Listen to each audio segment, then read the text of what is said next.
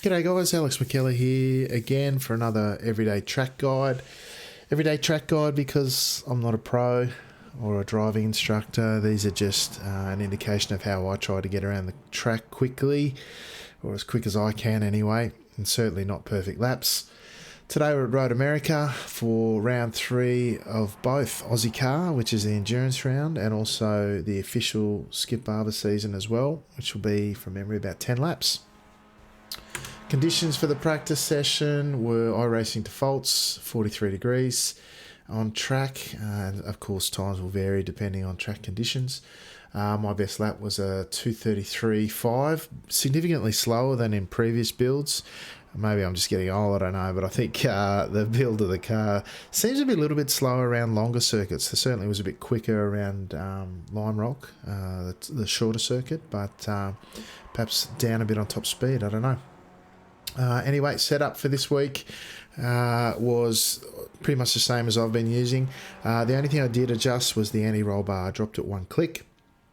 I feel that the rear of the car is a little more unstable, particularly early on in a stint, and I did that. Maybe it's just placebo. A lot of people think that the anti-roll bar doesn't do much in the skips, but makes me feel better anyway. So on that note, let's pause that, grab cockpit view, chuck up some telemetry, and check out the fastest lap.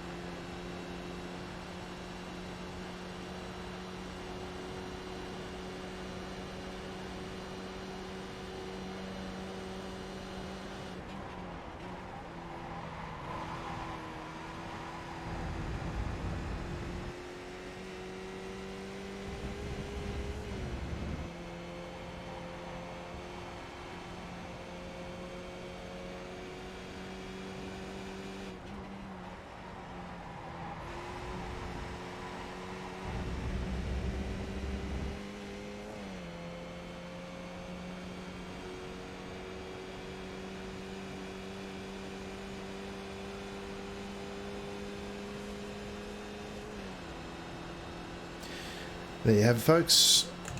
As I said, that was a 2:33.5. I left a good 10th on the table here, and you'll see why in that 5th sector. Canada corner was not brilliant, but otherwise pretty close to my optimal. I think obviously with draft the times will be different, but certainly that was a decent time in practice for me. So let's go have a look at this lap and break it down a bit. So You've come out of turn 14, which is the last corner on the track. Most important corner, as it turns out, both for a number of reasons. So you've got the longest straight afterwards. You've got the start-finish line at the end of the race, and a legitimate passing opportunity into turn 1. So while you're up this long straight, you need to be thinking about a few things, forgetting about the good or the bad exit, I guess, you've had out of turn 14. But you're also thinking about where you want to position your car for the entry into turn 1, because it is a legitimate passing opportunity, even from the green flag. First corner will be pretty busy, I would expect. So have a think about practicing your different lines through here, and perhaps practicing with some mates as well. Excuse me. So it's a fairly long run down, which is why I say it'll be fairly active on a turn 1, lap 1. So on the left here, we've got some nice references here in the form of the cones. There's 3 sets of cones that go number 4, 3, and 1 in terms of how many cones there are. Historically, I would have typically started thinking about braking around the 3 cones. But just here, the second set of cones. But seem to be able to brake a fraction later these days in the skips. So probably a car length or so behind or beyond that is what I'm looking at typically once the tyres are up. Now, excuse me, this corner, turn 1, is followed by a relatively short straight. So the strategy here is to carry as much speed as you can, compromising a little bit on how early you get on the gas. But the main thing here is probably the fastest way through is to carry the most speed. So we're only going to drop down to 4th gear. In a battle, you might consider 3rd just to get position the car where you want and potentially on a compromised line. So have to think about that, but certainly on your own, 4th is what I'm aiming for. So I'm looking to brake about a car length or so beyond that that marker, and my turn-in reference is in and around that 1 cone.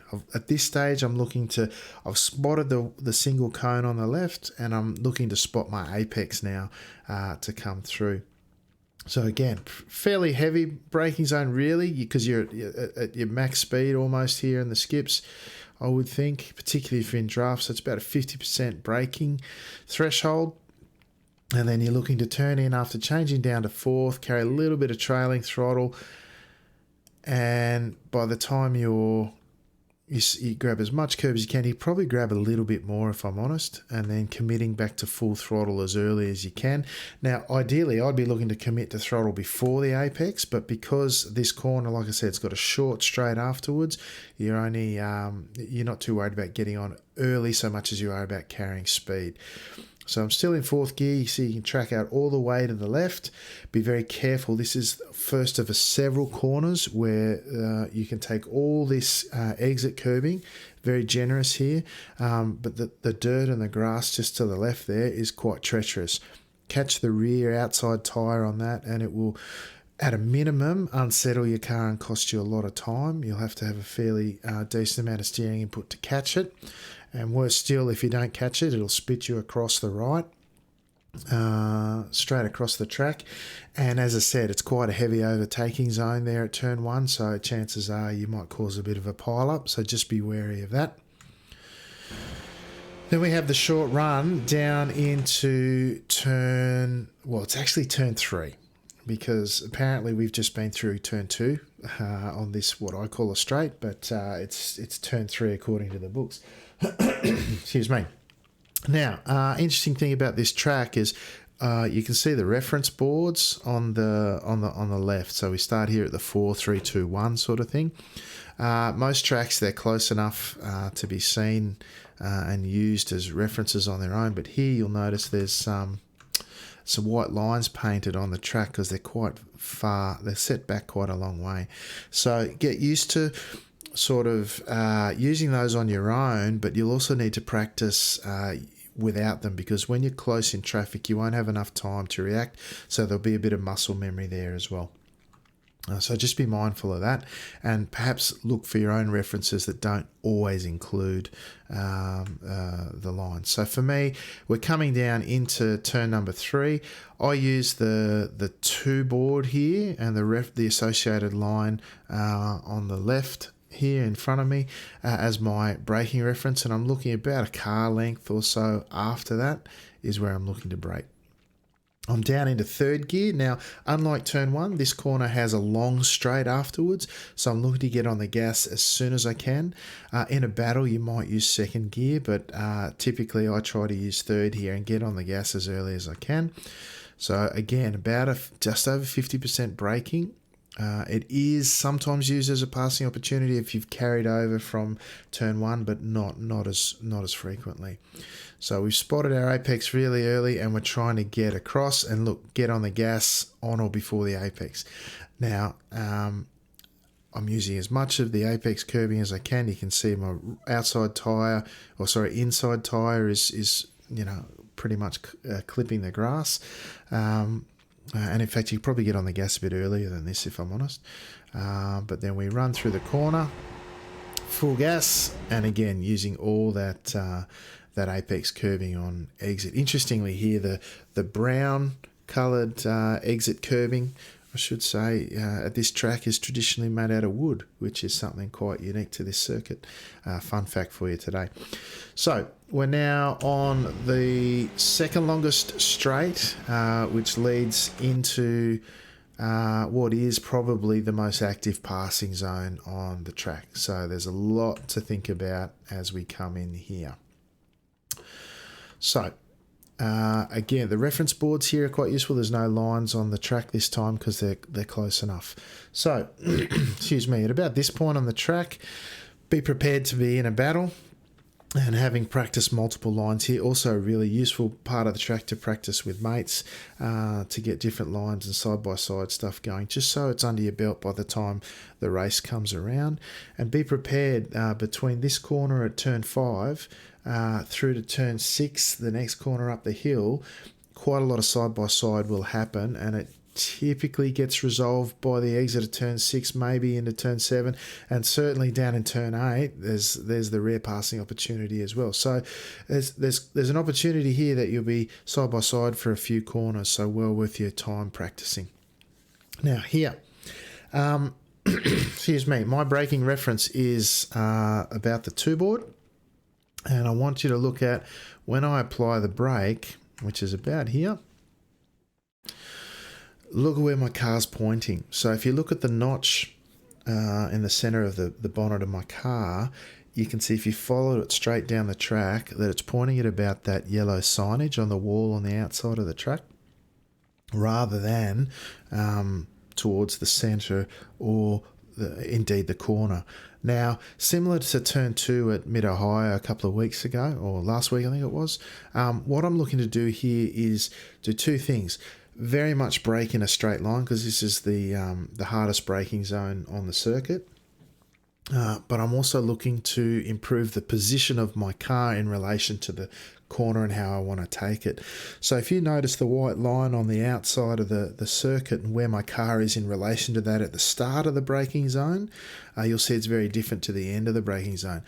So strong braking in a straight line, but I'm looking to position my car to best attack the corner as well.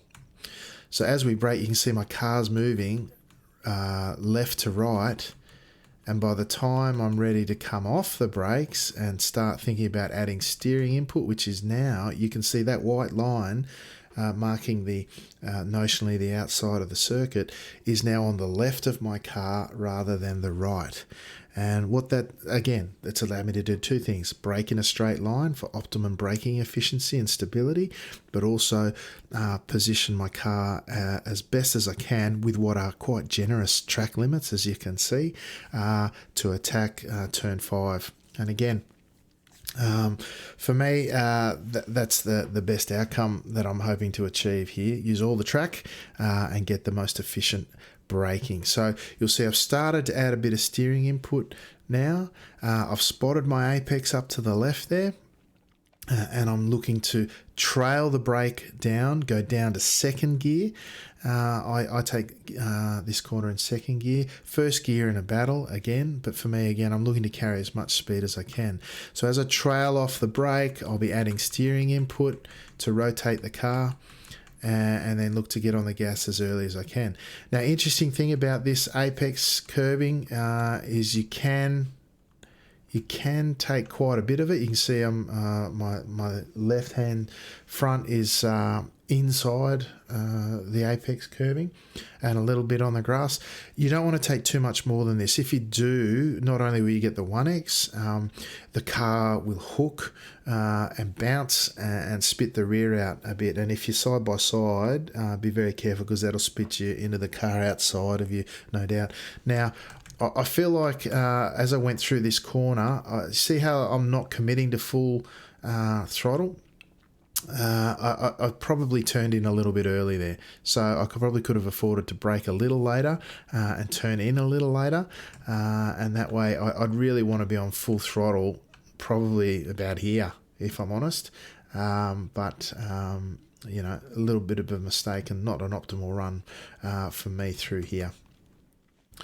So again, looking to take as much as the curve as we can, commit to throttle as early as we can. I was pretty late, as I said, and then track all the way out. Now, the track limits here are quite generous, as you can see.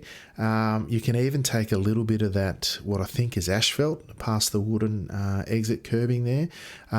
You can see my tyre mark from an earlier lap up on the sand to the right. That's a little bit too far, but you can actually clip the sand, whereas in previous seasons you couldn't. Now, something else to be wary of here, as I said, this is quite a heavy overtaking zone and battling zone. Be aware that if you are this far off to the right, notionally the guy on the inside is on the track and you're off it, and he doesn't have to let you back on. You know, my personal view on it is that if I'm on the inside, I'm always going to let the guy back on, because typically this is the racing line that we all take when we're on our own, and it should be expected. But you know, not everyone will let you back on, so just be wary of that. And if it's clear that they're not going to let you back on, you'll need to back out because you don't have any rights. But again, you know, just know if I'm on the inside of you, I'll let you back on, because I think it's probably, in my view anyway, the right thing to do under the circumstances. But you're using all the track. You can use that yellow bit up on the side as well. We're up to third gear by the time we hit the crest of the hill. I use the bridge as a good reference. This crest is not as severe as it was at Mid-Ohio or at Lime Rock indeed, and doesn't unsettle the car too much. So I'm looking to brake at about the bridge, drop down 2 gears, blind apex as you crest the hill, or at least before. You can't spot it in the braking zone, so you're looking to spot it as soon as you can. In fact, you're committing some steering input before you've spotted the apex, as you can see there. It's uphill, so you don't have to brake for too long or too hard. Down to second gear and just eyes straight up the track trying to find that apex, because you've committed to your turn in before you could see it. So using as much as the curb as you can. And again, I probably turned in a fraction early here because I would like to be on full throttle by the time I hit this apex rather than after it. Now you can track all the way out to the right and even use a little bit of the grass or the dust there on exit. But again, be very, very careful. This is another corner where too much of the grass on the rear outside tyre will spit you straight across into that wall on the left. From here it's flat through turn 7 into the hurry downs down the hill. We're up 2 gears into 4th gear by the time we're just steering input here, no pedals, and just trying to find the good line through there. Grab plenty of this apex when you're up to 4th. No fear here of too much. Obviously, this is about as much as you want to take without picking up the 1X, and you can track all the way out. You can probably track about a tyre width or more further out here, probably 2 tyre widths, and that reflects probably mostly on my early turn in over the crest at turn 6. and you could, as you saw, my throttle application was not as committed as it could have been, and that's cost me a little bit of speed through here. Which has meant that I'm inside as far as I can go. But again, be very wary that you can take that grass on exit here as the exit curbing tapers off. But again, this is another corner where you grab the rear on the grass and it'll spit you over to the right-hand side into those tyre barriers. Down through the hurry downs into turn 8. We're back to the painted lines on the track with the reference boards on the far right. This is a sometimes used passing zone, more than a regularly used one, so be aware of that.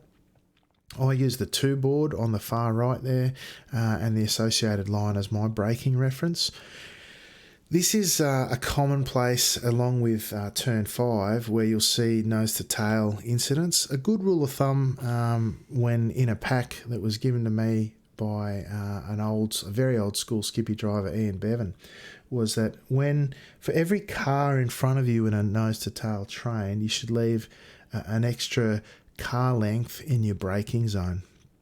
So that means if I were to brake at the 2 board, but normally, and I'm in a pack, I might brake about a car length before the 2 board to ensure we're not, like the shopping trolleys in a Woolies car park on a Saturday morning. We're all coming together nose to tail sort of thing and concertinaing. So, but otherwise, I'm looking to use the 2 board here and the associated line or thereabouts as my braking reference. Now you can see I've held 4th gear, excuse me, and that's my preference here. You will go close to tapping out. I think from memory, the Skippy in 4th gear taps out about 178. There's no rev limiter in this car, but 78's a good, pretty much where it taps out. So it's pretty close to being on the limit here. And in draft, you may feel more comfortable in 5th, but for me on my own, 4th is my better reference. Just be careful with the quick downshifts because you could blow your engine if you're not careful. So quite a heavy downhill braking zone. Be measured in your braking application here. Too much of a sudden application will result in locking the fronts. So just be careful, and that's because it's downhill. So when we're in this braking zone now, we're looking up to spot our apex. Now, be careful here too. Now, historically, I would have been much closer to the outside here. If I grab a chase view for a sec, if I can find it, you can see I'm quite conservative as to where I've positioned the car. Historically, I would have put almost gone so far as to put 2 wheels on the grass somewhat. But this build seems to have made the car very much more unstable on the grass when you hit it. So I'm being a little bit more conservative these days. So just a point of note. So that means that you're not necessarily using all the track on entry to open up the corner. You can again brake at a slight angle with the steering straight to put you onto the entry curbing there on the outside of the track. But I think that's pushing your luck a little bit, and it's a bit risky for mine. So you're looking to spot your apex as you come off the brakes and start to trail is where you add your steering input. You're looking to you can probably grab a little bit more curbing than that, if I'm honest. So again, I was probably a bit late on turning here. But again, I've committed to throttle nice and early, as you can see. I'm committing to full throttle before we've got to the apex. I've turned in a fraction late, so there is a little bit more in that apex if you want it, and you do come all the way out to the right. And again, very common, as you can see from my tyre marks here on exit, to grab a bit of the dirt here. Again, you've got to have no steering input when you do though, because otherwise it'll spit you out to the left. But as you can see, even this time my wheel is straight and I grab a fair bit of it on exit. Any more than that and you'll grab a 1X. And any more than that with steering input, even this much, and you'll be off into the tyre barriers on the left there. So now we're up to turn 9 and 10 at the Carousel. Who would have thought it? A carousel at a US track. Never happens, right? Interesting in this car. Just up to fourth, flat on the gas as we come through. Now, as we're coming around here, I like to hold a nice tight line. I'm using the steering wheel and I'm flat for the most part here, using the steering wheel just to control the position of the car in relation to the inside of the circuit. Now you can see the one thing I did there was a brief lift just to rotate the car before coming back onto full throttle. At full speed, you can see it's not very long. Let's just have a look. Maybe a second at most. And all that does is rotate the car a little bit more as you come through the carousel. Very important to get this section right, because you don't lift until Canada corner at turn 12, which again is another passing opportunity. So getting your exit right here is important. So as you can, it's just all about that little lift in the middle, tight line through here to minimize your track distance. And now be very careful through this later stage as you run down the hill here to exit the carousel. In the early parts of your stint, the rear of the car will be quite unstable and you'll need to open the wheel a little bit as you come through. You can see I'm starting to open mine a little bit towards the end here. And we use all the track on exit, of course. And again, we're flat here all the way down to Canada corner. Now the kink. Interesting. We're flat out in fifth gear here from lap 1. It will take a bit of practice, but you are flat for every lap. The rear of the car in this build for mine is a lot less stable, particularly early on. And as you go through the apex of this corner, you'll find you just need to open the wheel a little bit towards the latter stages of a stint to keep the rear in check. And certainly if you're going to go flat through here in fifth early in a stint, lap 1 for example, I find myself even counter steering just to make sure the rear is kept in check. Particularly also if you're in draft as well, you might notice a little bit extra challenging circumstances as well. So as we come through here, we're all the way over to the left to open up the corner. My turn-in reference, and it is a turn-in reference here because there's no braking, is the 1 board. As I'm approaching the 1 board, my eyes shift up to the apex, of course, to spot my line. Turn in just as we approach the 1 board. Grab the apex curbing, and you can see again I've opened up the wheel a slight bit there as well. And even with that, remarkably, you can see there's all that track over to the left. This was actually my fastest sector through here in practice this time through, but I didn't use all the track. You can use all that track over to the left, all the exit curbing. Just be careful to get back on before the grass starts. And you will find you will use that particularly early in your stint because the car just wants to push out as almost led by the rear, particularly early on. So then we're down on the run to Canada corner, which is, particularly in the later stages of the race, the really exciting part where you're battling for the win. We've got these reference boards on the left this time. They're close enough for you to be able to not have the white lines on the track this time. My reference board, I start thinking about breaking around the 3 board, and I'm trying to get close to the 2 board as I can. This time I didn't quite get it right, and it cost me nearly a tenth. This was my worst corner that cost me all that time this lap, that's the reason why I didn't hit my optimal too. So I've braked a bit late here. If I look at where I've started applying the brake, which is there, and I take a chase view again, actually far chase might be better. You can see I'm about, what's that, 2 car lengths from the 3 board, maybe even a little bit more. I probably need to back that up about a car length to get this corner right.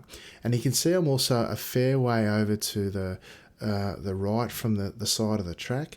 Partly that's because maybe I misaligned it, but also I'm very wary of the grass on the outside here because, as I said, in braking in particular, the rear of the car is very unsettled if you happen to hit the curbs in the current build, more so than it used to be, and it's perhaps more representative of what it should be. So we're braking. Fairly heavy, as you can see. We're going to go from 5th gear at top speed all the way down to 3rd gear. I take this corner in 3rd. In a battle, you might consider 2nd, but otherwise you want to focus on carrying corner speed through here. It's quite a generous exit, and taking 2nd on your own is just costs you too much time. So braking very heavy, and I'm spotting my apex and I'm turning in just as I start to trail the brakes. Now you can see my input and I'm starting to trail. I'm quite late here. I should be a fraction earlier, and you'll see the result here is that I missed the apex. So whilst the car looks like it's going to take a really good apex, right? It's set up to take one. What I end up doing, because I turned in a bit late, is I end up pushing out. But you can take more apex than this. I end up ploughing out, I should say. You can take a little bit more apex than this, and you'll get a bit better rotation if you turn in a bit earlier. So brake a fraction earlier than I did, turn in a bit earlier, and you'll get a much better outcome. It won't cost you the 10th that it cost me. And you see I'm pushing and ploughing out a bit here. And I'm late on the gas as well, because you want to be, see how where I'm getting on the gas back here is where you want to be on full throttle, not on half throttle like I am here. And you can see it's much later and after the apex that I get on full throttle. Again, learn from my mistakes, hopefully, and you can push all the way out to even a further tyre width from here. Just be mindful of the grass here up on the left here, where it's, instead of a taper off, it's quite a strong straight line of the wooden exit curbing there, and if you grab too much of the grass there, you'll cop yourself a 1x. Again, this is a battle zone, so expect to be side by side through and on exit of this corner. Hotly contested little part of the track. I've seen people go 3 wide through there, not often successfully, but sometimes they do. And the battle you should be expecting to continue as we continue up. This whole section's flat. You're up into 4th gear as you approach the penultimate corner there at turn 13. And because I was less than optimal through the previous corner, you can see I'm not too worried, I should say, I'm not too worried about kissing that curb. You can be a little bit better on it than I was on the inside there. But you can see, because I was a bit slow out, I didn't use as much of the track width as I could have done. You can use all of that track width there up to the exit curbing and a little bit beyond on the outside of that white line you can see to the right of my car, if you're carrying enough speed. Not often that you get it 100% right, but certainly it'd be better than I am there. Now, we're back to our reference boards and white lines on the circuit. My braking zone, or my braking reference here, is about the 2 board, and the white line that's associated with it on the track there. Again, expect to be potentially, particularly on the last lap, I would expect to be 2x2 through here potentially. I would, in the middle stages of a race, not look to be 2x2 here, because as I said at the start, this is turn 14 before the longest straight. Very, very important corner. So if you're going 2x2, you're not going fast. So middle stages of the race, I'm probably less likely to do it, but at the end, absolutely, you'd be battling. And it's about here, you're thinking, do I want to be in front or behind? In terms of, draft pass to win, how close am I? All those sort of strategic things are going through your head at this point in time. So I'm looking to get over to the left-hand side of the track. In that pack, by the way, you won't see those white lines on the circuit, right? I tend to use the change in the asphalt colour there as a fair reference, and to sort of set up the timing of braking for this final corner here when I'm in a pack. Otherwise, we're going to come through and look to brake as near to the outside of the track as we dare, just as we approach the 2 board. So it's a bit before, as you can see. And it's probably a bit later than we used to. I used to brake a lot closer to the start of that asphalt, changing colour just here, than I do these days at this track with this new build. So just before the 2 marker, we're going to apply a bit of brake. We're only going to go down to 3rd gear. We've only got up to 4th, and we're only going to go down to 3rd. We're going to look up to open the corner up as much as we can. Again, you don't want to touch the grass on the outside, but just like you did through the Thunder Valley section at Meadow High, you're sort of picturing getting your rear outside onto that curbing if you can, but be very careful, a little bit more conservative with the grass that approaches it. So we've spotted our apex. We've trailed the brake a little bit to get some rotation, and then we're looking to get on the gas as early as we can. You can see before we've even hit the apex curbing, committing to full gas. You can take a fair bit of the apex curbing on the inside. And as I said, we're in third gear. We run through the corner flat out, and then grab as much of the the exit curbing, I should say, as you like. Again, be careful of the 1X on the outside there, off on the dirt. The exit curving is fine, but the dirt is not.